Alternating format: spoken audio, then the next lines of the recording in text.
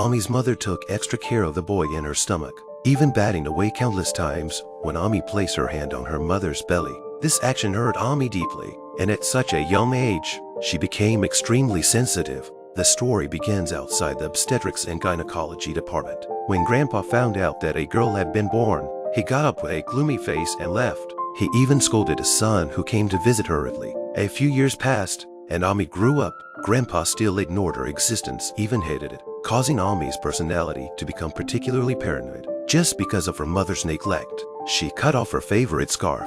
Fortunately, her parents still loved her, even when her mother was angry. She kept her anger hidden in her heart, and her father spoiled her more, telling bedtime stories every night on time. However, the couple had always wanted a son. With their unremitting efforts, Mother finally became pregnant. For this long-awaited son, Mother was especially careful, to the point where she batted away Ami's hand countless times when placed on her belly. This action hurt Ami deeply, and at such a young age, she became extremely sensitive. Not long after, Mother finally gave birth to a son, and the couple treated him like a treasure. They focused on him every day, and her father stopped telling her stories. Her mother no longer called her tenderly, and their eyes no longer held any love for her. One night, Mother had a terrible dream. She dreamed that Ami was holding the baby and standing on the balcony, ready to throw him off.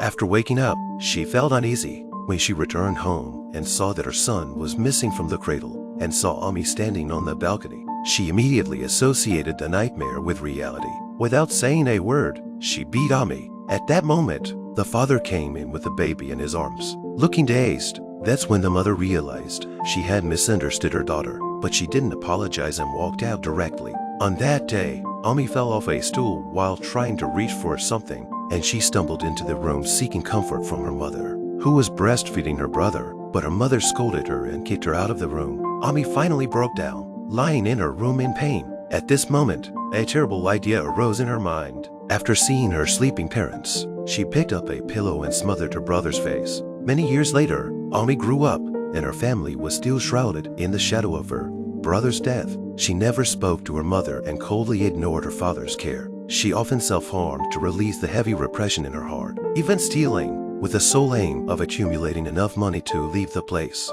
One day, when she was delivering food to her father, she was unfortunately attacked by her father's colleague. Her father, worried, went to look for her, but was hit by the man from behind and became paralyzed. The pillar of the family collapsed, and her mother became mentally ill and unable to accept it. Ami found out she was pregnant and decided to leave this family that had tormented her so much.